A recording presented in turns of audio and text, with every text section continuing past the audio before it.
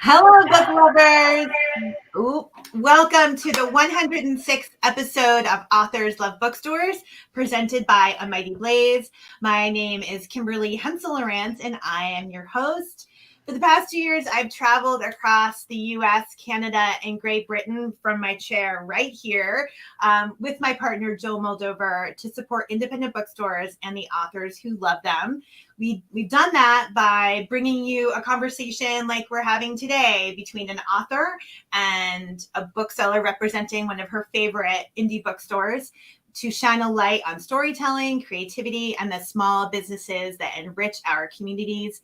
If you watch our show regularly, you know we have a big push right now to feature a bookstore in every U.S. state, as well as Puerto Rico and Washington, D.C. And I'm very excited today to be going to Alabama. Yay! It's very exciting. And I'm doing that by welcoming author Jyn Phillips to the show and bookseller Laura Cotton to the show. Welcome, welcome. We're very happy to have you both here. Okay, so we're going to jump into a conversation, but before we do that, I want to tell you a little bit about Jyn and Laura. Okay. This is my favorite part when I get to hold up the book. I love doing that.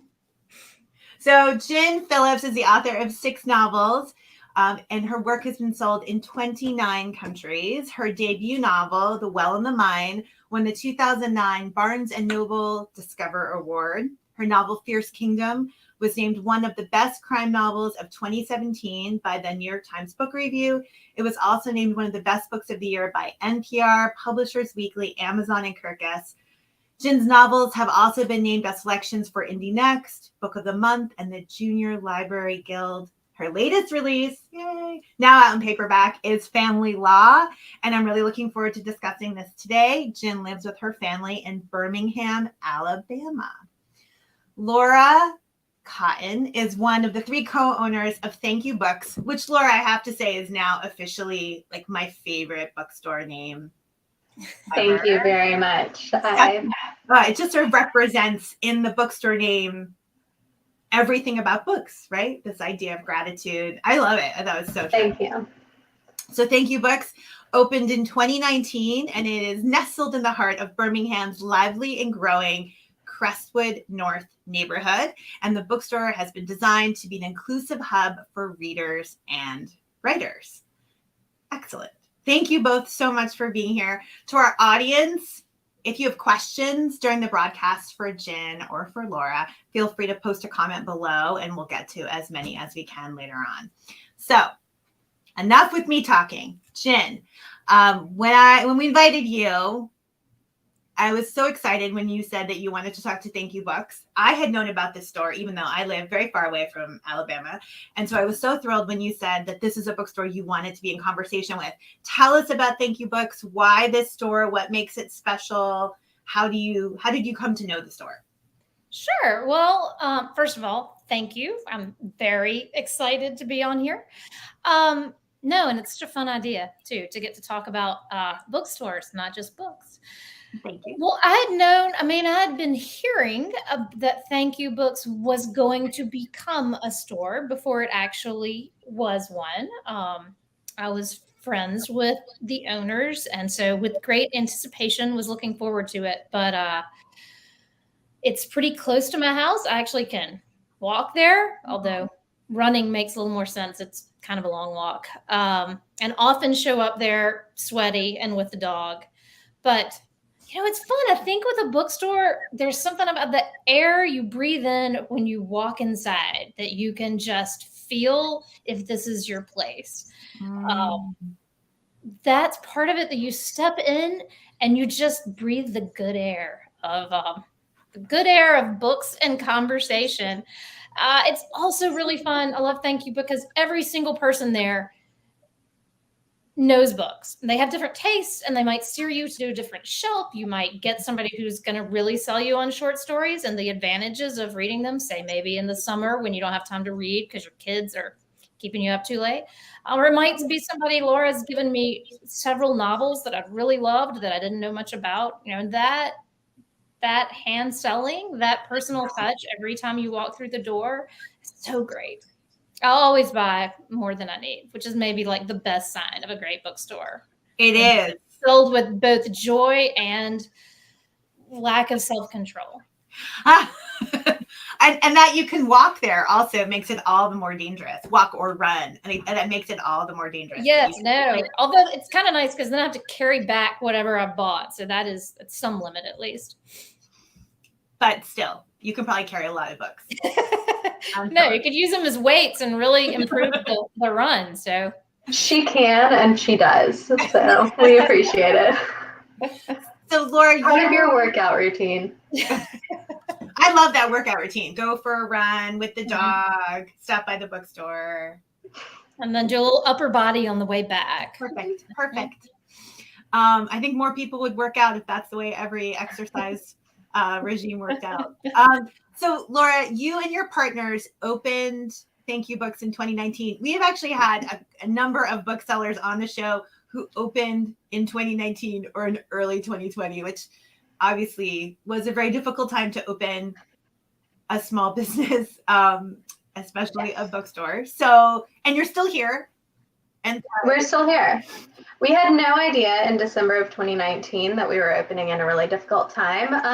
We found out pretty quickly, but we got 3 months to the day of being open before the shutdown. So that was fine because we'd learned enough to stay open and to meet enough neighbors to really keep us afloat. And our neighbors were Jyn, and everyone in our neighborhood really was how we survived.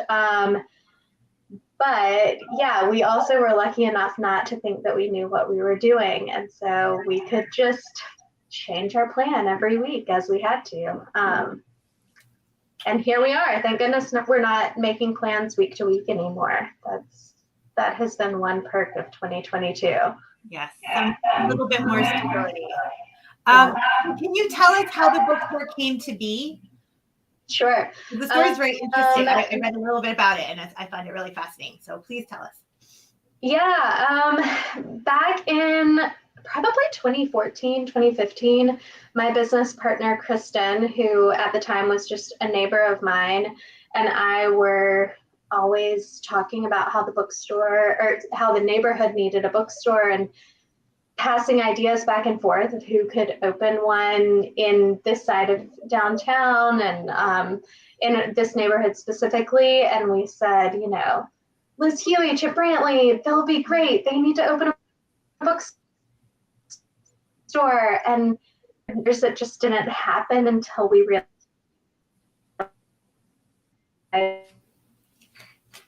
if it's going to happen to be, I'm sorry, did I? Yeah, you froze a little bit. That's it. Oop, now you're back. Go ahead. Out for a second. Yeah. I was living in Michigan, in Ann Arbor, and there were 10 independent bookstores just in the downtown area. It's an amazing place to live and learn about independent bookselling. And Kristen said that she was starting to think about opening a bookstore here. And I said, okay, well, I'll move back to Alabama. And we did it. And so it is truly a neighborhood bookstore. It is a place that we wanted to exist because we love our neighborhood so much and because we love Birmingham, but we felt like there was one thing missing, and it was literary connection. And so that's why it exists. That's wonderful. So you had the idea, and you made it happen. Yeah, I guess so. That's terrific. And I read that the store's motto is "Find your book, find your people." Can you explain that a little bit to us? Sure. My two partners and I are all Birmingham. We are transplants from elsewhere to Birmingham, and all had something of a hard time finding our friends and finding our community in Birmingham. So we designed the store in the hope that it would be a place people could meet each other, meet like-minded people, have conversations. And we really do believe that books and readers come into our lives at specific times, and that has certainly shown itself to be true in the 3 years we've been open. Yeah. Can I ask a quick question of that? Sure. Yes, please. I just wonder how much you are really walkable. I mean, yes, it's not just Yeah. me, that it does feel like you've got a ton of neighborhood traffic. How much do you think, have you seen a shift since you opened of how much is neighborhood versus how much is larger city? Yeah, I should do a better job of knowing people's zip codes and where they're coming from. But it is something like a third of our business is truly from the neighborhood. And by that, I mean like walking distance. And then, yeah, the other, I mean, that feels to me like I've heard more about that. Like the longer you've been there, the more there's a sense of what you're talking about, of finding your people, the more people are like, whoa, this bookstore has the books I want, and the people there read the kind of books I'm interested in. And it has really felt like that net has gotten cast wider, and that you've got a lot of people who are really passionate about it after just a trip or two there. Because it is unique. We have other independent bookstores here, but it is a niche that nobody else quite has. I do think that's true. And certainly being able to schedule events in the store has helped us. And having story time again, having these in-person events has made it so that more people are visiting from elsewhere. I went to a writers conference last week, and there was a woman there from Connecticut who, when I saw on the list of participants, I saw her name and I was like, oh my gosh, Casey's going to be there. It's great. We'll carpool. She comes to all of our Thank You Books online events. Like, it'll be great. I messaged her and she was like, actually, I live in Connecticut and have never visited your store in person. And she was one of these people who just supported the store really well during the pandemic and loved our online programming, came to all our book clubs. And I finally got to meet her in Tennessee last week. So That's amazing. It's one of these kind of strange silver linings of the past couple of years, isn't it? The way that places that are far apart have actually become part of our communities, because we can like this whole show exists because we all were in lockdown and we wanted to celebrate authors and celebrate bookstores. So it's something we don't think so much about before, I think, at all. This idea that, like, you think of a bookstore in California, that's too far away, a bookstore in Alabama. Like, I live in Massachusetts. I would never think of a bookstore in Alabama, and now it's like, absolutely, I would direct people to Thank You Books. It's just that idea of bringing people closer together. That's so exciting. So it's happening in real time in the store, and then also thanks to the internet. I love that. I also love what you said about how books come to us, and through books we can meet our people, because one great book you can read to meet people. I know, see that nice segue? That's a good segue. So one terrific book you can read to connect with people who have things to share with you, and thoughts and perspective about women, about I should stop right there. I shouldn't even talk about the book. I should let you describe the book, Jyn.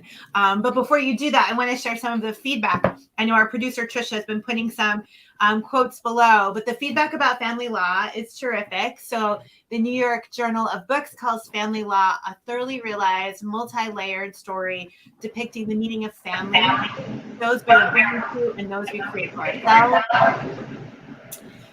Kirkus calls the book an incisive, warm-hearted exploration of women's roles in shaping society, the future, and each other, and that your keenly drawn characters and their realistically flawed relationships hold patient readers rapt until the book's uplifting close. Congratulations. That's great feedback. Thank you.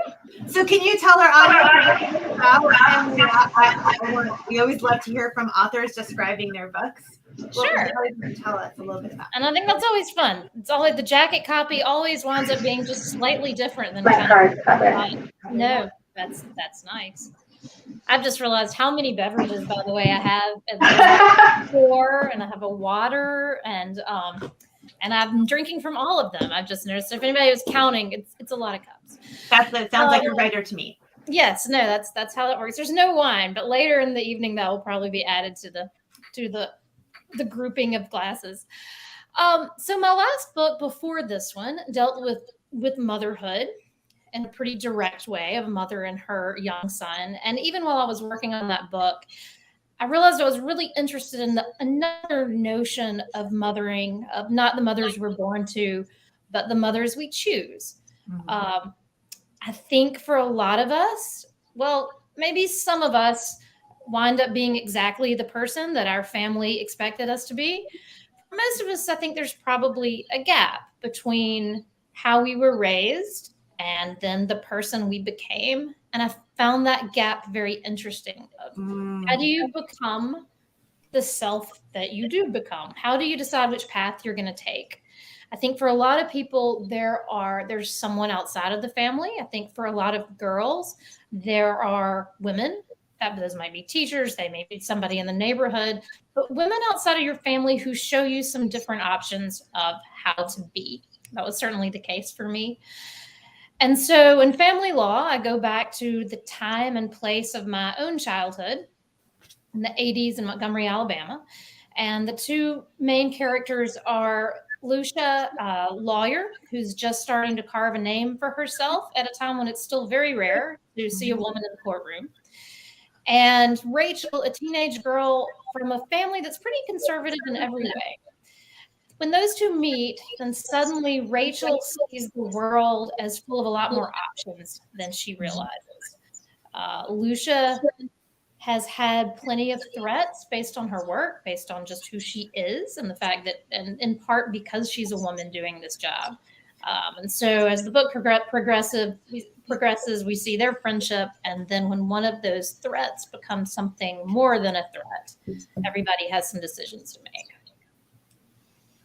That's really like the shortest possible summary. I am terrible at like 2 sentences. It's just always in paragraphs. No, that's great. I was like, I was rapt. I was so involved in your explanation, and I read the book.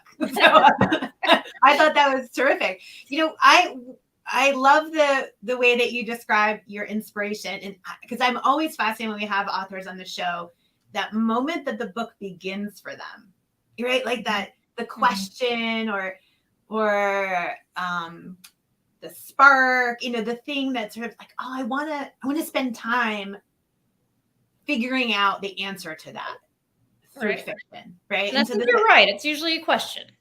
Yeah. So this question for you about how the families that we create, the women who inspire us to be who we are, who we could be. Do you remember what the first scene was that you wrote? Oh, that's a good question. It was either, I do tend to write pretty chronologically. I will skip around a little bit, but I tend to start with the first page. If I get stuck, I might jump a few pages ahead, but I do not ever like write the ending first. I'm not a big outliner either. There's usually a lot of room for surprise. But so the first scene was either Lucia. It was not the courtroom scene, which is how the book now starts with Lucia actually working. It was either a scene with her in her office meeting Rachel's mother, or it was a scene with Lucia in her house with her dog, because I was very fond of writing all scenes with her extremely affectionate and extremely stupid dog, who just really early on, like really added a lot of texture to her home scenes. I loved Moxie. So the book has a dual point of view structure. We hear from Lucia. We're with Lucia in a third person. We're with Rachel in first person. Did you know that starting out? Was that something like, oh, I want to write 2 points of view? Did that evolve? How did that structure come to you? Yeah, I'm always interested in other people's answer to this. To me, it's like, I don't know, like it's more like sort of dancing, of just figuring out, like you try a move and then sometimes you realize this seems stupid. And so you stop doing it and you try to do something else that might work, like never feels particularly logical or intellectual to me on the front end. That usually there's just a sense of I'd like to try this and let's see how this works. And then sometimes it doesn't. I started out, I knew I wanted to do both Lucia's viewpoint and Rachel's. And I really just liked the mix of first and third person because I thought there was something nice about, as a teenager particularly, keeping that viewpoint really narrow, that she is not a particularly self-absorbed girl, Rachel, but she's still a teenager, and it just is a narrower lens you have at 16, I think, than 20 years later. So I did sort of, and I wanted to have her just a little more immediate and a little more in her head than Lucia is, and she really came alive a little more in that first person. Interesting. So you said that you write chronologically. You don't outline. Do you know the ending of your book when you start, or is that something that comes to you? I often know the character arc of sort of, this is the way I want, this is where the character starts and this is where they're going to wind up. Maybe this is in general what they're going to learn or what they're going to come to discover, but not necessarily the plot points. I said I don't outline. I may outline like a half a page of just a very general arc. But yeah, I mean, I do like the surprises. Sometimes that works better than others. And sometimes I may head off on a tangent, but Lord have mercy, you spend so long writing a book. If it's not fun and it's not a little exciting to sit down each day and be surprised by what happens, I don't think I could map everything out exactly ahead of time and then feel like I was just sort of sketching in the details. It's a great day when a character says something that I didn't quite expect them to say, or when they take an angle that I didn't know was coming. I mean, those are always the best moments. Yeah. So yeah, I think my Fierce Kingdom is the only book I think where I have known how it was going to end within 5 pages of starting it. Mm-hmm. And I'll just say my first book, The Well in the Mind, which involves a baby down a well, and they were not sure who put the baby there. I had no idea who did it, and was about 200 pages in and was like, no one put this baby in there. There's just no answer. I've just written 200 pages and I have no idea who did it. And then one night I sat up in bed and thought, wait, he shows up right in that scene. That's who did it. And that's the reason. And that, like, there was some filling out, but I was just, that was the first book. I was very lucky that someone showed up who had done the thing that needed to be done. Oh, I love this. I love this idea. And I think it's really helpful for our audience, the non-writers who are watching, because we have a lot of writers and readers who watch, obviously. I think it's really helpful for people who are not writers to understand that this process of discovery that authors go through, right? This sort of being open to the story and how it'll evolve as you go along. I once saw Tayari Jones speak, and she talked about how it took like a year for her to figure out the ending to An American Marriage. Mm-hmm. And she was like waiting for it to come to her and waiting for it. And then one day it just came, but it had been months. So sometimes the surprises reveal themselves. Sometimes it takes 200 pages for the baby in the well. No, I would not recommend that method. No. Like that was just being dumb and not having written a book before and having enough faith and free time to sit down and just write some pages and hope that things went well. But I do try to have a bit more of an arc and something planned out. I don't think these days I would have a big mystery with like no clue who did it. That is probably the way to, just putter around with a manuscript for a few extra years if things don't get lucky. So Laura, thank you, Jyn, for that explanation. That's really fascinating. So Laura, when I come into Thank You Books I find a whole shelf in the P's for Jyn's books, I'm sure.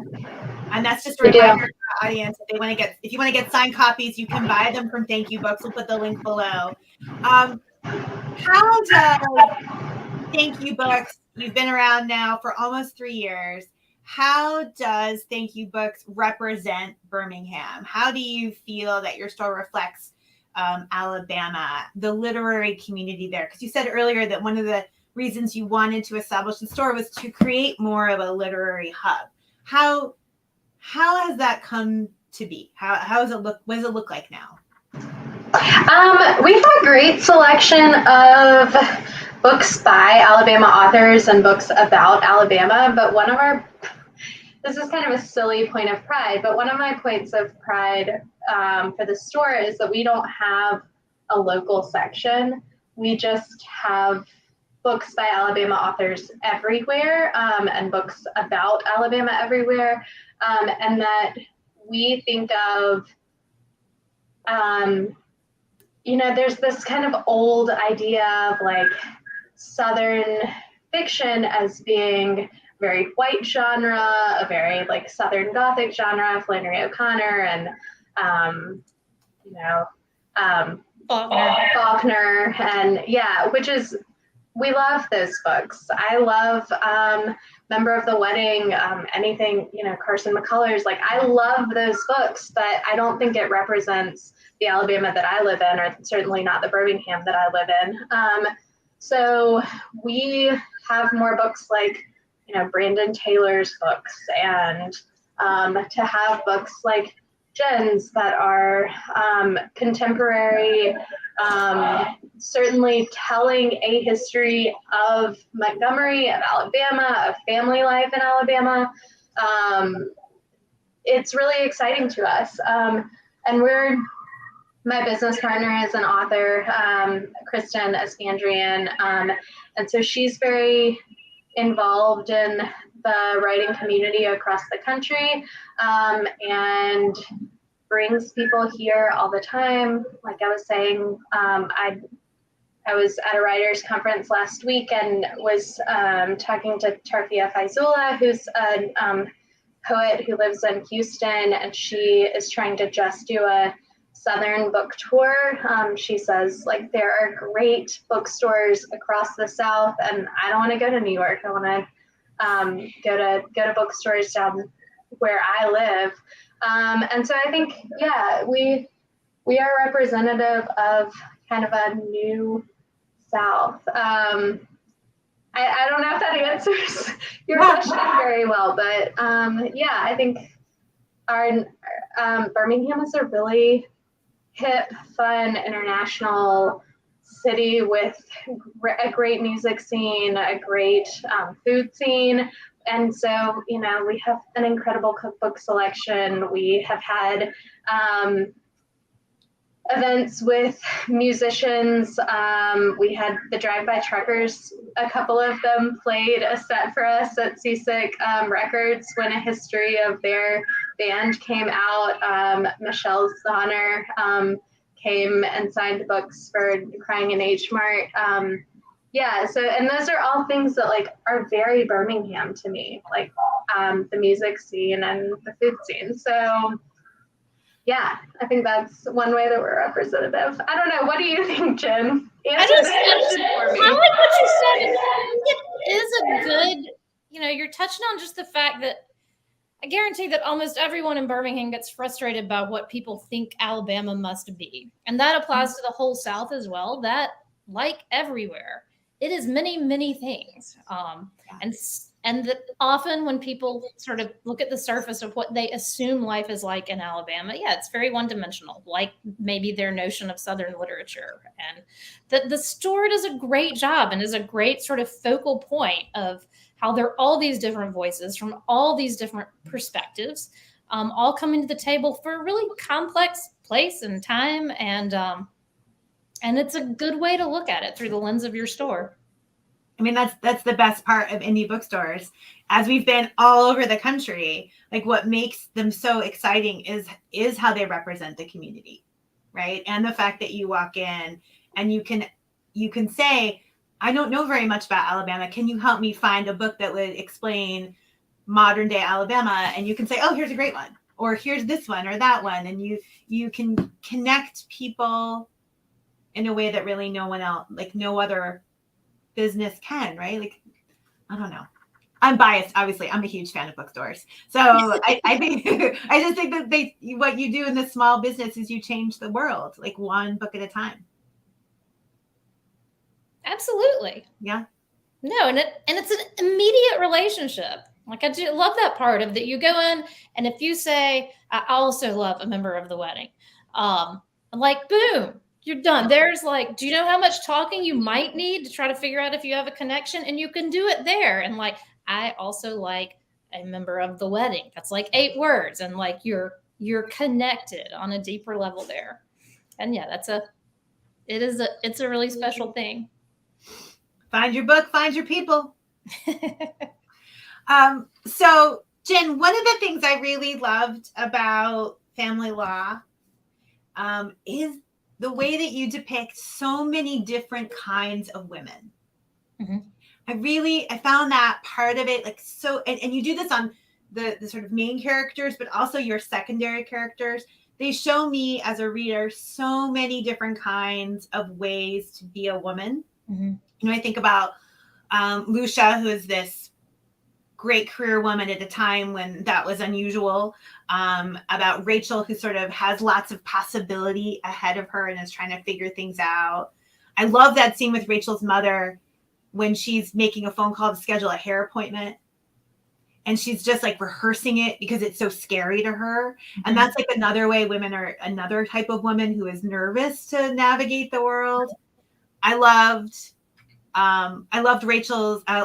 Lucia's mom, and how when Lucia goes and stays in a hotel, she's like, did you order room service? Like, that idea is just so fascinating to her, that her daughter has this life that's so different than the one that she lives. And yet she raised her daughter to be this independent woman. Right.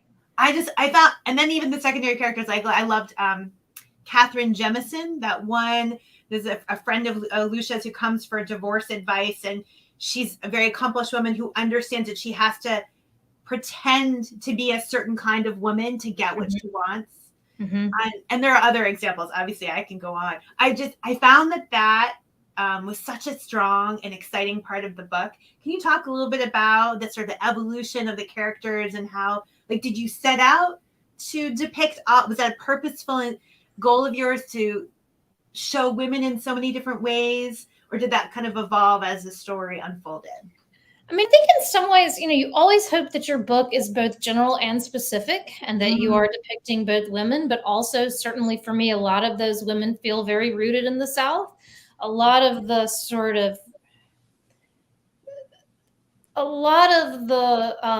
shapes that the women think they should take, I think, come about because of where and how they were raised. So I think I wanted all the women to be dealing with fear and different kind. And in a lot of ways, the book is about how do you deal with fear? That yes, the world is a scary place.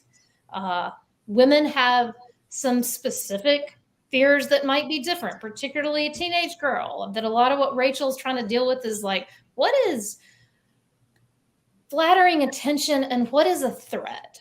And that she's still in those limbo years where it's very hard to tell.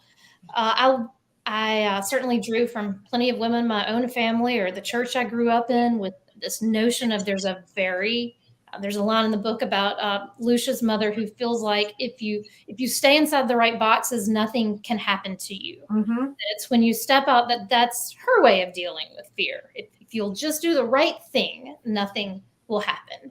Yeah, that's pretty limited as well in how effective it can be. But I think maybe most of all, when I was writing Lucia, it drives me a little crazy how often women who love their work in fiction of any kind, whether that's books, movies, or TV shows, how often their job is mainly a source of guilt or conflict.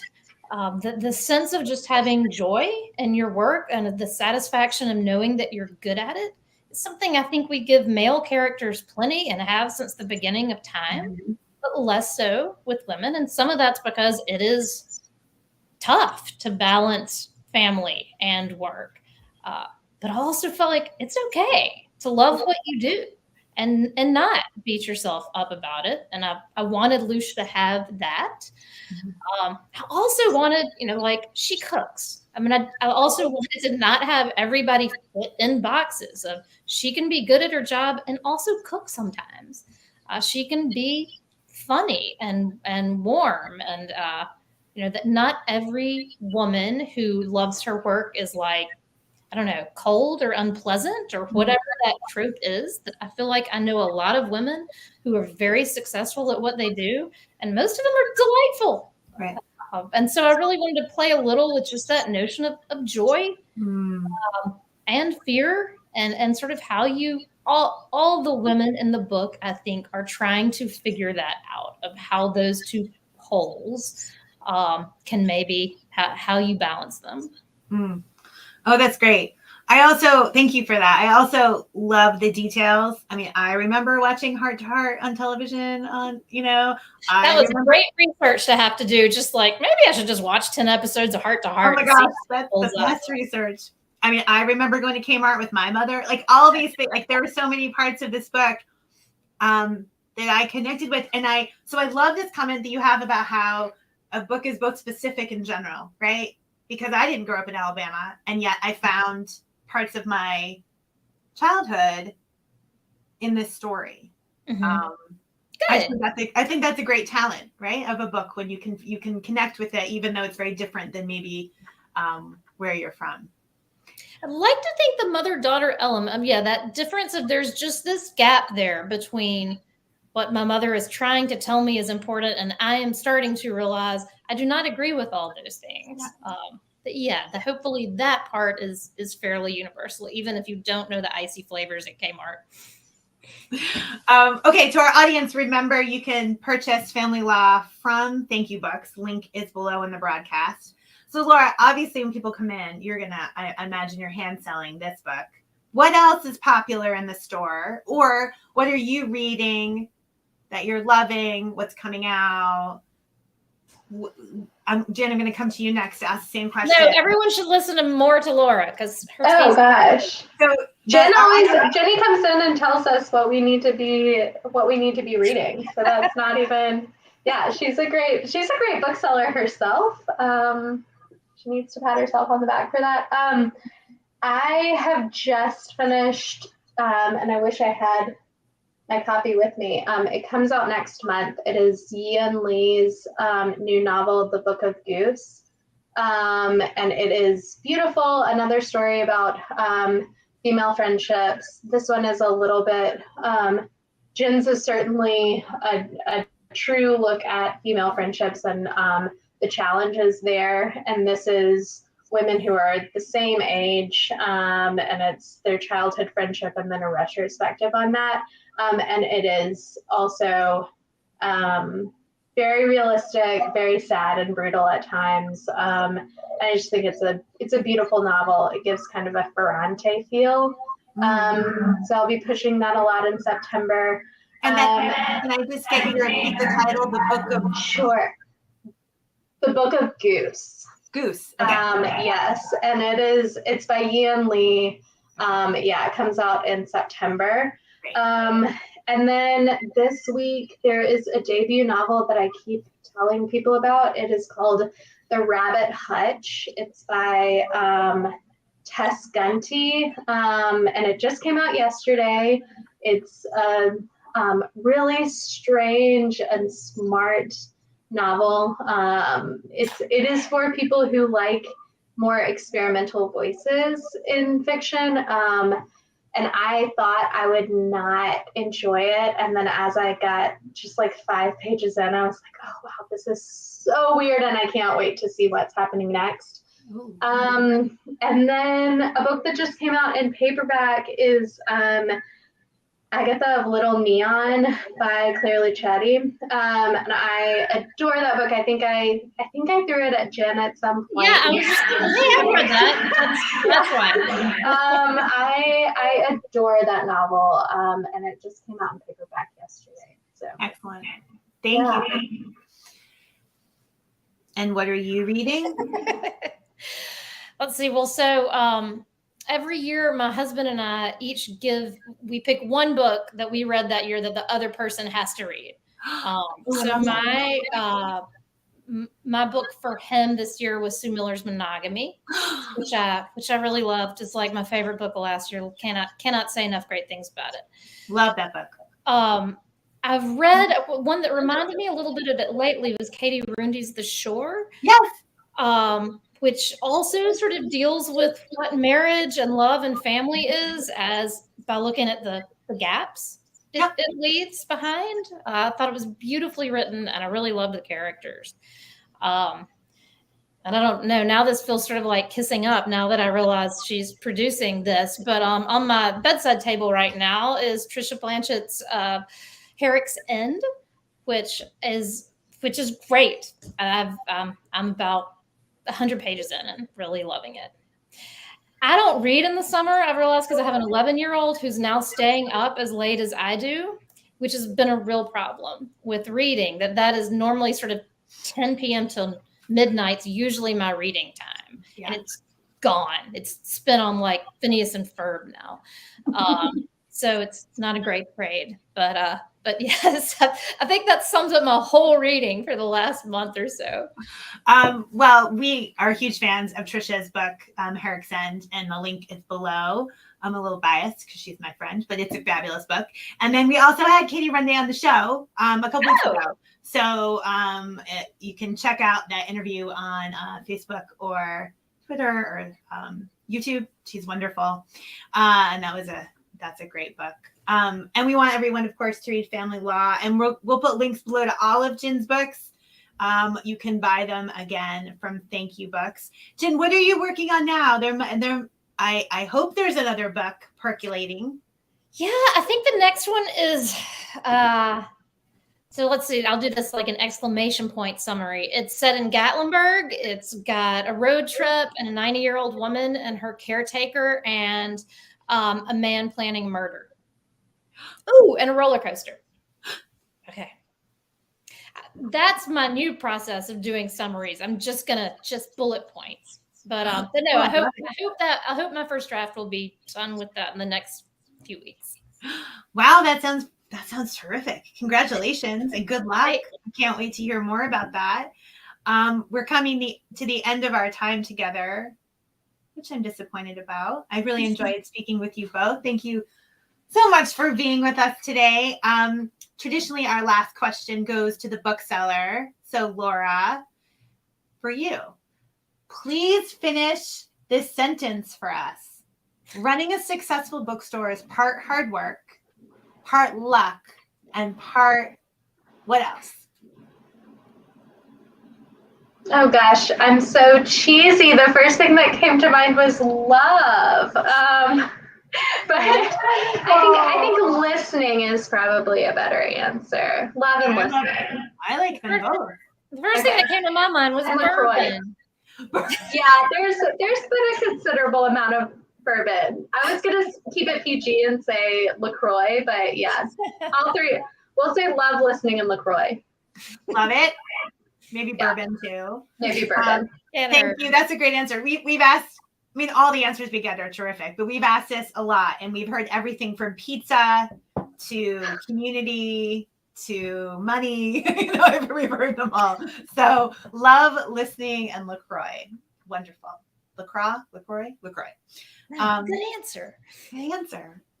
I hope someday to see Thank You Books in person for myself. I should point out that there's a great tour of the bookstore that you all did on Instagram for Read with Jenna. There is. You did a little tour of the bookstore.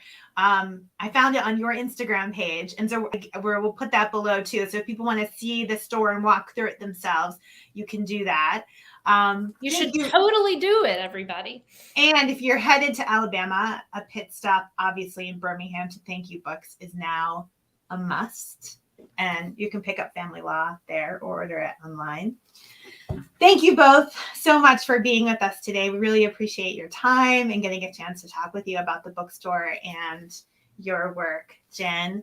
To our Thank audience, you, Kimberly. Thanks to everybody there. To our audience, if you liked today's show, and we hope that you did, please subscribe to A Mighty Blazes page on Facebook so you can get notified about all of our other events. If you're not a Facebook person, you can hop over to our website, amightyblaze.com, to sign up for our newsletter. It goes out once a week and gives you a rundown of all the shows. And we're going to be back next Wednesday at 4 p.m. Eastern time for another episode. And we'll be traveling to Florida to welcome Deb Rogers for her debut novel, Florida Woman. And she'll be in conversation with Third House Books in Gainesville. So join us then. But make sure, of course, you stop over at Thank You Books to pick up Jyn's book. And we look forward to seeing you again. Until then, be well and keep reading. Thanks, everyone.